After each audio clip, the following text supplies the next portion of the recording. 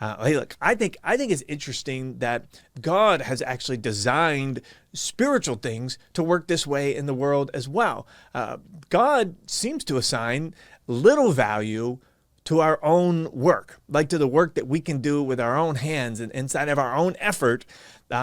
And it's interesting to me that because of our strong work ethic, a lot of times in religion, we're always like trying to do things in our own power, trying to do things through our own works, through our own strength, and because that's what we've been taught. Like a strong work ethic is important. But how many of you guys can relate to this? Like that you're always maybe trying to please God, even through the works that you do, and through like trying to do things for God. But a common New Testament theme is actually that we can't add a whole lot of value by doing hard work ourselves. By like the works that we can do don't really add up to much of a hill of beans. That's why the Bible say like our righteousness is like filthy rags, right? Like the things that we can try to do spiritually to make ourselves right before God, it's not going to turn out very well. And that's not going to add very much value. In fact, a group of people once asked Jesus in John chapter 6, they said, I'm going to read this, what must we do to do the works that God requires? Right? So what is it, like the whole perspective is kind of like, what work do I need to do? What is the implementation things that I need to do to be able to please God, to do the stuff that God requires? And Jesus answered these people in John chapter 6 really curiously, and he says that the work of God is this. Right? If you want to please God, this is the work that you need to do, to believe in the one that he sent. So if you really want to please God, then the focus doesn't need to be on what you can do. It doesn't need to be on the work of your own hands, on that implementation level stuff. That's just that's a sideshow. The real value of the work that you can do for God is what you think and what you believe. It's in the imagination realm. And we see this time and time throughout Scripture is that the highest level of value is inside of the imagination level, inside of what we're thinking, inside of what we're believing, inside of what we're seeing in our mind's eye. This is the work that God has called us to, the highest level work, right? You even see it inside of Genesis. This is how the whole world was formed. It started with an idea. It started with God seeing something that was not in existence yet. And then after he saw it, after he had the idea, after he saw it on the visionary level, on the imagination level, then he spoke it out. He communicated it. He said, let there be light. He said, let there be, this, let this happen, let that happen. And the whole world began to form. But God's, beginning was an idea, and then communicating that idea. And then it says that he brought order, right, on the unification level. So he set everything in order. He even set up a garden, all the systems in place, everything to unify things. And finally, he put man inside the garden to work the garden. And so he gave a role for men to play in an implementation level, right?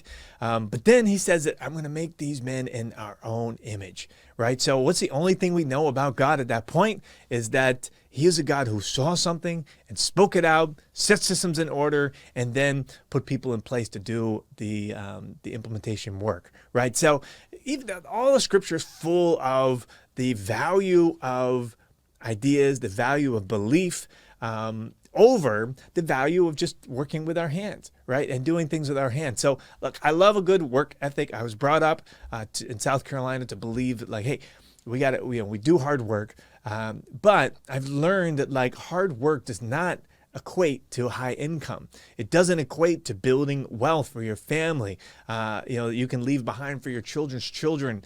Like this type of wealth is built on the higher levels of value, becoming a communicator, becoming, an ideas person. To get paid for your ideas is where we want to move. So, hey, God bless all of the implementers out there and all the hard workers out there, and amazing stuff, critical contribution to society. But understand, if you want to be valued and paid on the higher levels, you want to develop the skills of communication and being paid for your ideas, which you can decide to do today. Right? So here is your success challenge of the week.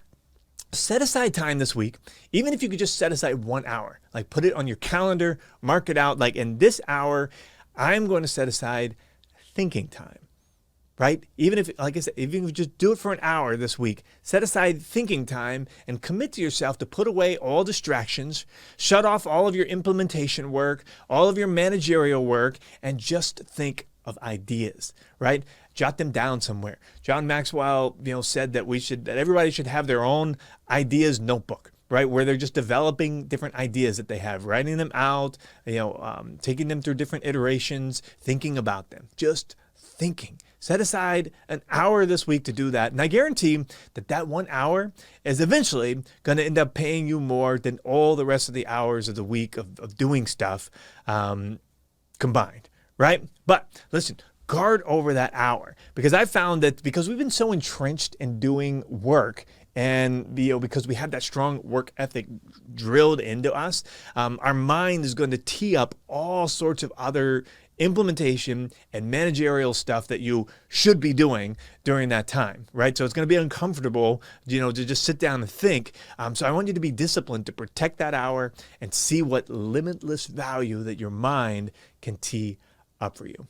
Listen, if you have any questions or anything that I might be able to help you with on a future episode, post them down in the comments. We love to hear from you. My team looks through, the comments and helps to kind of tee them up for future episodes, those ideas that you put in there. So until then, have a great week, and we'll see you in the next episode. Well, I hope you enjoyed today's episode. Great businesses and great leaders are built using effective communication. For more, go to speakingschool.com, grab my Elite Business Success Toolkit for free just for trying out our Speaking School membership. That's speakingschool.com. See you next time.